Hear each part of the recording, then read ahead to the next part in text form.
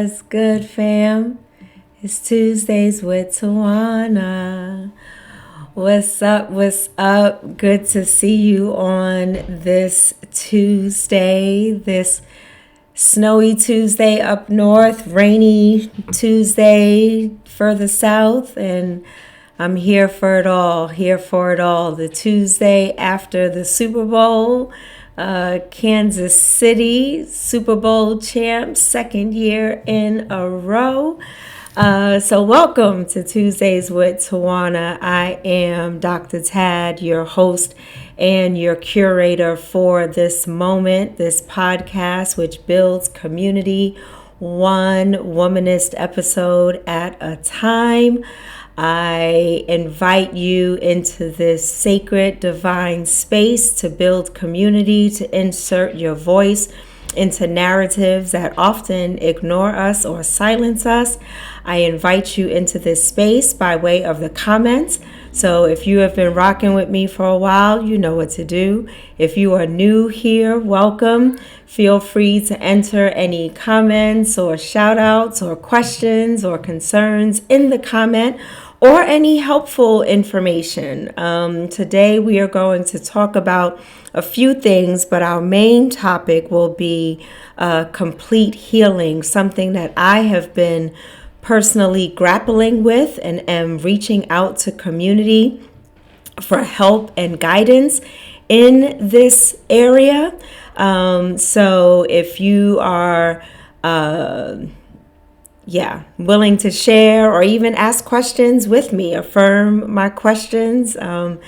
Let's get it popping. So here we are, Tuesdays with Tawana, and I gotta start off with the Super Bowl antics. I am not a Kansas City Chiefs fan. Y'all know I'm from New York. I'm from Harlem. I represent Harlem and New York all day, every day. So I am a New York fan, but I also love to talk trash when we are talking about sports.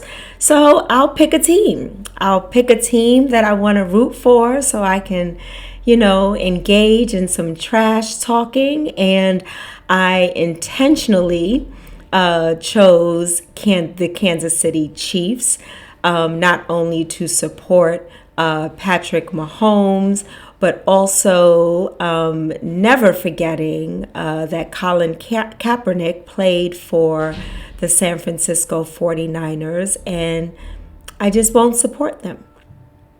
Full stop. So I supported the Kansas City Chiefs, and I'm quite intrigued. One of my professors, Reverend Dr. Lisa Allen McLaurin, talked about being prepared and how it is so important that you are prepared in any of your endeavors. And you come and you play, write, study, perform, whatever it is, in the spirit of preparation. And Kansas City prepared for every possible outcome, whereas San Francisco did not. So they're a little tight because the players really didn't understand the overtime rules, whereas Kansas City did and played it and played them well. So it's so important before you engage in any type of activity that you are engaging as an informed participant, that both sides, although we cannot control all outcomes, but we can come in prepared for the outcomes. We can come into it prepared for the possibilities. We can come in prepared with what we know in the moment and make wise and informed decisions accordingly. So as I glance over to my comments, I see my big brother in the building. And of course, Kansas City rocked it at the end. It was a slow start. My brother and I were texting throughout the game, and we were a little tight in the beginning. And then my brother was like, yo, they started to show up. And it's important to show up, and to show up in a way that is strategic and informed and intentional. So there's always lessons to be learned, always opportunities to learn the lessons before us. So with that, congratulations to the Kansas City Chiefs. I have a lot of friends in California that were a little tight because I was going for Kansas City. I still love y'all. Hope y'all still love me. But congratulations to the Kansas City Chiefs. So with that, many of you know, and I've mentioned this, or many may know, that I gather with Pink Robe Chronicles faithfully every Sunday morning. And I also try to partake and experience the gathering with Dr. Irie Lynn Sessions, and of course PRC is with Reverend Dr. Melva Sampson.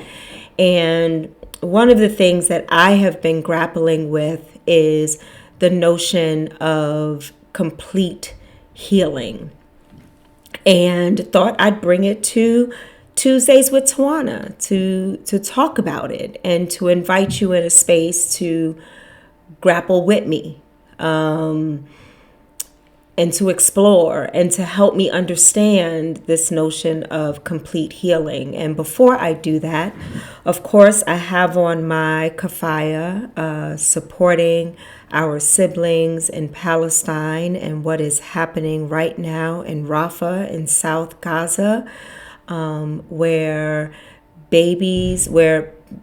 people are being killed, with an increase of women and children being killed. And I don't scroll past the images. I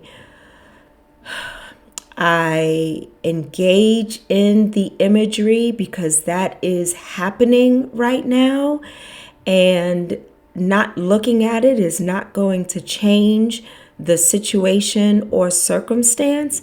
Looking at it might, where looking at the tears and the anguish of our siblings, that is unjust.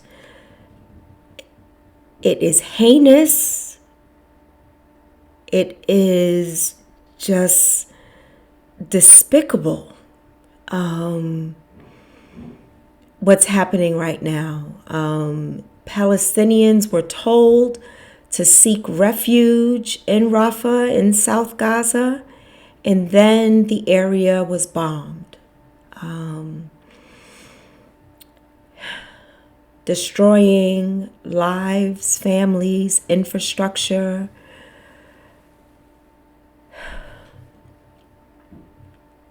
Yeah. And this is not about Oppression Olympics. This is not about, well, Tawana, you're a black woman, how could you, blah, blah, blah. Watch the movie Origin, which is the prelude to the book Cast by Isabella Wilkerson. And it'll hopefully help you to understand why it is so important for us to stand on the side of the oppressed. All those who are being oppressed, all those who are being marginalized, all those who are being killed at the hands of power and capitalism and white supremacy and dehumanization. It is so important that we stand together in order to end what is happening and to call for not only a ceasefire, a temporary ceasefire, but stop, cease and desist, so that we can move forward and lives, people can stop being killed by these heinous, self-centered, power over entities and ideologies. I don't have the words. It is quite painful, and it speaks to the demise of humanity. Not only the demise of democracy here in America, where we can talk about, all of the things, the good things that are happening, like with inflation and unemployment going down, and how the numbers of Black people that are employed and pay equity may be improving, and it does not stop or afford me an opportunity to ignore what is happening not only here in these so-called United States, but what is happening across the globe, Sudan and Congo and Tigray and other places. So we must continue to speak truth to power. We cannot be silenced. Freedom of speech is not a pass to dehumanize, degrade, or demean others. Freedom of speech is taking a stance that should speak life into humanity and not white supremacy and killing beloveds just because you feel that you have a right to. So yeah, I speak until they try to silence me on this platform, and I will find another platform to continue to speak truth to power in this nation and beyond. So with that, my brother Larry says no child in the world should be killed, let alone one sheltering under the emblem of a humanitarian organizational world. So true. Full stop. Full stop.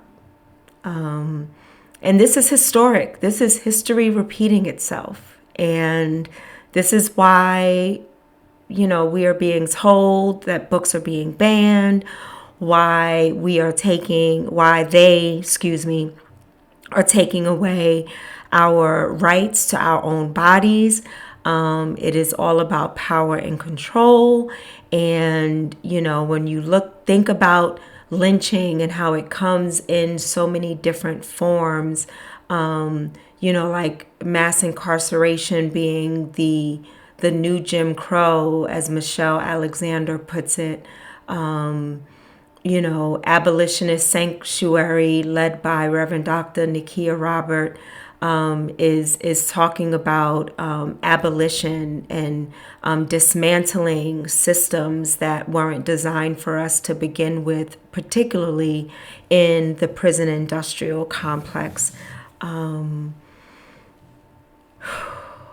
So yeah, it's a lot, but I just needed to honor and name those things in this space before we move on to the focus of this podcast, our conversation around complete healing. So I told you the story about my neighbor who was locked out with her daughter, and I, invited them into my home, and she posed the question, do I believe in complete healing? And I stumbled and fumbled with an answer, because complete healing for me, and this was a piece that I found with my mom, finding her complete healing on the other side, and always thinking that complete healing came in that form, like that was complete healing. That became my definition of complete healing.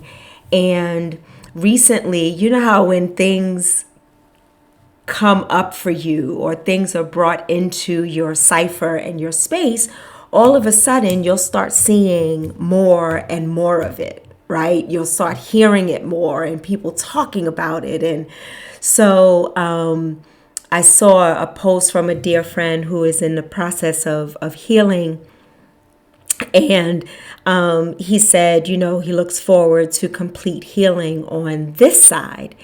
And that just hit me like a beautiful ton of bricks. Like, okay, so what exactly is complete healing on this side?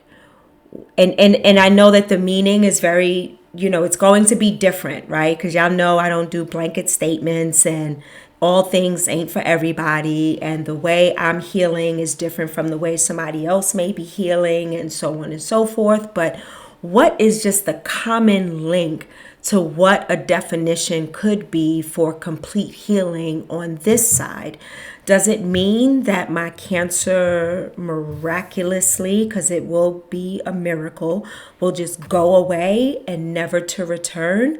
Is complete healing understanding that I have this diagnosis and I must heal beyond my diagnosis, mind, body, and soul, take care of my mind, body, and soul, go to therapy, surround myself with beautiful people like my brother who speak life into me, who makes me laugh, who brings me joy, where we could have serious conversations. We could have conversations around sports, surrounding myself with people that give me beautiful energy, like my beloved team with Soul to Soul Sisters, who's a family. My village in California, in Colorado, in Atlanta, in New York, in the DMV. Does complete healing include making sure that my mind is taken care of, my energy, my soul is cared for, my heart, in the midst of the diagnosis? Is that complete healing? Or is complete healing the removal of the disease? Full stop. Is complete healing, those healing shows up differently, and there are those that may not be able to function day to day without assistance, whether it's a mechanical assistance or a person coming to assist with cooking meals or cleaning the house or doing laundry or bathing. What does complete healing look like for that, beloved? So I'm really struggling. And I'm struggling in faith. Like, I know that God can do what I might deem the impossible. God will and can and will perform miracles seen and unseen, large and small, communal and individual. And at the same time, what does complete healing look like, and how can we use that term without dismissing or not really dismissing, but judging those whose complete healing is happening differently than what another person may describe or define. I hope I'm making sense. As you can tell, I'm really grappling with this because my faith is calling me to tell my story and to share my journey so that it encourages others to define what healing looks like in the midst of their dis-ease, whether it is a diagnosis or an addiction or physical or mental or emotional. So what is the meaning of complete healing, and how can it be defined in a way that it speaks to our individual and collective journeys? And that's my struggle, beloved. That's my struggle. I talk with cancer survivors in general, but mostly breast cancer survivors. And I was speaking with one of the technicians. I had to go in for a scan, and one of the technicians is a breast cancer survivor. And she said that every time she goes to the doctor, that there is a sense of fear that the tests will come back and show that the cancer has returned, because even though I'm metastatic, right, my cancer has spread beyond the original tumor area, and so I am in maintenance. And as you know, and I share all the time, I go for scans, and the scan may show something, and it may be metastatic or it may not be metastatic, or so we just never know, because cancer is so disrespectful and so unpredictable. So this particular technician says that every time she goes to the doctor, there's a semblance of fear that it's going to come back. And y'all know that my ideology and my faith premise, fear and faith can exist. We just want faith to be stronger than the fear, because God gave us this feeling in order for us to respond accordingly, and not to shirk back and to sit in the fear, but to turn that fear into a semblance of faith, where you can conquer your fears, where you can, dispel all of the voices in your head that are telling you that you can't, and that this is going to happen and that's going to happen, which is adverse to your living and your well-being. But we know that our faith can override all of that and move us into a space of hope, can move us into a space of living our best within our situation and our circumstance, without other people defining us or putting us into a box, because we are divine beings. We are both human and divine, because God lives in us and we were created in God's image and likeness. So having all of that, and then trying to grapple and understand what complete healing is the struggle for me. And my beloved teacher is on, my forever teacher, Kurt Fawcett. Hello, my king. I love you dearly. I love you. Thank you for joining on today. So what I offer for you today is to help me. Help me understand what this complete healing is. For those that watch this later on Facebook Live, put it in the comments. I come back and check the comments. Those that will listen to this on any of your podcast platforms, Spotify, Apple, all the platforms, you put in hashtag Tuesdays with Tawana, it's going to come up. Hey, Pammy, so good to see you. We were just talking about complete healing and how I'm grappling with this defined notion of complete healing in a way that it's not so rigid and so linear, but defining it in a way that can meet people where they are and give them a sense of hope, but not a false sense of hope. So because my diagnosis is metastatic, will I see, outside of a miracle, what does complete healing look like for me? Or what does complete healing look like on this side?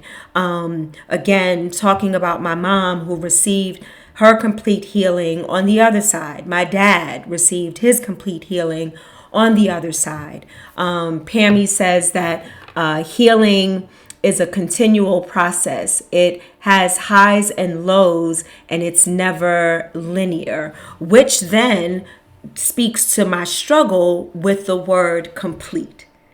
So yeah, thank you, God. So those from the Christian context, when we're about to enter Lent, the Lenten season, and in our tradition on Good Friday, we have the 7 last sayings of Christ, which come from different areas of the Gospels. And we put it in an order that kind of tells a story. But the 6th and the 7th word is quite interesting. And Pammy, thank you for creating a space for this to well up in me. So the 6th word is, it is finished. And you would think that that would be the period, the full stop, right? It is finished. But then Jesus, the Son of God, goes on to say, into thine hands I commend my spirit. So the same with the saying, it is finished, but as the sixth word, and then the final saying being, into thine hands I commend my spirit. When we talk about thank you, God. When we talk about complete healing, what is complete? What exactly is complete? What is the completeness of this healing? As Pammy said, this is a journey, right? We're always in this mode of healing, this mode of growing, this mode of evolving, this mode of building, this mode of dismantling and rebuilding, this mode of shifting vibrations. We're always journeying. So when we talk about complete healing, am I putting the divine in a box to say only complete healing can look like my diagnosis being no more? Is the complete healing talking about not being diagnosed with cancer and not having this cancer invade my body disrespectfully on this side? Or is complete healing coming to terms with, this is the diagnosis and this is how I am going to respond emphatically, completely, unapologetically, having faith and knowing that we are healing in community and journeying together and not knowing what the outcome is going to be. We all know that we are finite. We all know that we are going to leave this side at some point in time. And there are times when we feel that it is prematurely, like all of those babies that I saw just this morning on social media, for those media outlets that can be in Palestine and in Rafah right now, being wrapped up in white linen because they were deceased. And we feel that that completeness is premature. That is completeness. And what does that look like? And how does that empower us and encourage us and enliven us to move through this space completely, but not finished? Completely in this moment, on to the next assignment to complete, and then on to the next assignment to complete. Pammy says, finished, I believe, is the completion of the part of the... See, I didn't even read Pammy's comment and just said the same thing. We're in alignment, Pammy. Thank you so much. So this continual process. So as I am praying and if I am asking for complete healing, it is so important for me to commune with God, to open up my heart, my mind, and my soul to say, God, what am I called to complete? What are we completing on this journey? Is it a clean and clear report that says you no longer have cancer? But as we heard from the technician who had a bilateral mastectomy, whose cancer was removed, there is always an opportunity, not an opportunity, a chance that it might come back, and an opportunity to regroup and start the healing journey all over again in a way that speaks life, that gives us life, that doesn't let the diagnosis or the dis-ease take over our mind, body, and spirit. So when we talk about completion, it is so important to look to ourselves and to define what that is in a way that honors our divine and our humanity, our finite humanity and our infinite divinity, and looking at that complete healing on this journey as incremental, on this journey as in the moment. And for some, it might be you no longer have cancer. For others, it might be you are living and surviving and thriving and doing the best that you can, showing up with your authentic, faithful self and living out loud and sharing your story so that you and others can survive and survive in a way that speaks life, survive in a way that gives us joy that the world cannot give and the world cannot take away, to be able to complete this leg of the journey, whether it is passing the baton or going on to your next leg of the journey, of the race, of the experience. So complete healing is not necessarily this one-dimensional linear response to an adverse situation. And it may happen on this side, and it may happen on the other side, where others are growing and learning what it is to be ancestors, to speak life into those that they have left behind and journey with on this journey of healing. So as I grapple with this notion of complete healing, I am reminded in this moment, this revelatory moment that just happened in real time, in real life, of what complete healing can look like for each one of us, with this common knowledge that complete is not necessarily finished. For all things, for all intents and purposes, it's not a full completion of everything. Like, I will never have another problem in my life. I will never have another challenge. I am now complete. No, you are complete in your faith. You are complete in hope. You are complete in your humanity and divinity. You are complete in the midst of your diagnosis. You are complete in any challenges that you have in your life, because you know yourself, you know your worth, you know you are enough, you know you are worthy, you know that you can travel this journey in community and be poured into. You don't need the toxicity in your life. You know yourself well enough to identify the toxicity that is removing you away from complete healing and want you to stay in perpetual distress and harm and hurt. We want to be able to know and love ourselves enough, more than enough, to remove that out of our lives.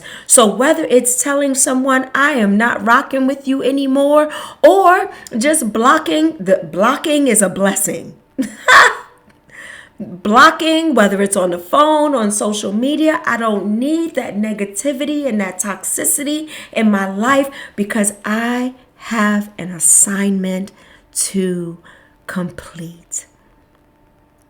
Beloveds, thank you for creating this space, this divine space, and sending beautiful energy for me to get to this point, to be able to define, to loosely and beautifully define what complete healing might look like in my life, offering an opportunity for what it might look like in your life, and how we have the power to define that, looking to ourselves for our own liberation, looking to ourselves for that completeness, looking to ourselves for completing the assignment, looking to ourselves in knowing the assignment, looking to ourselves to knowing our calling and what we are called to do and what gaps we are to fill in this world, and how we are to take care of ourselves, mind, body, and soul, so that others do not define who we are, others do not define what is complete, others do not define how we complete, others do not define and degrade and dehumanize us, because we are magical and mystical and divine, and we don't need anyone else to shrink us into a small modicum of insufficiency and dehumanization. You are fully human, fully divine, with a call on your life, in the midst of your missteps, mishaps, or in the midst of diagnoses that you did not ask for, in the midst of stuff that's going on in the environment that is impacting Black beloveds disproportionately. We didn't ask for that. We didn't create it. We didn't ask for it. It was dumped into our lap from drugs, from lack of resources in school, from lack of access with medical care and health care. They're talking about privatizing Medicare, and you know what that means for us. We're going to be left out of the loop once again. So, beloveds, I offer to you to define what does complete healing look like for you on this side. And listening and experiencing and following the Palestinian Jew that we are called to follow, or the Honorable Elijah Muhammad, or the person that we know as Buddha, and the people that we know right here on this line, Larry and Kurt and Pam. These are the things, and Lindsay, I love you so much, my beloved sister. These are the people that we look to for our own liberation and define our complete healing. My brother says many people with cancer may feel a lack of certainty about what the future holds. After a cancer diagnosis, you may feel that your life is less secure than it once was. It is important to ask for support when you are feeling this way. And what a beautiful way to end this podcast, because healing happens in community, including complete healing on this side or the other side. It takes community, a community of beloveds, a community of ancestors who are also healing on the other side, or have been healed and will impart in us what is needed to embrace and define and live out this notion of complete healing. Thank you so much for joining, for journeying with me through grappling with complete healing. I hope that this was as helpful for you as it was for me. I am lifting up prayers and sending just protective energy to all those here in the States and beyond, praying for a ceasefire, praying for those with new diagnosis, and hoping that our stories and our storytelling, there is liberation. So let us be encouraged to keep telling our stories and showing up authentically and unapologetically as beautiful Black divine beloveds in this world, so that we might live and not die at the hands of systemic ills. I love y'all. This is Dr. Tad. This is Tuesdays with Tawana. We gather together in community every Tuesday, 2:00 p.m. Eastern Time.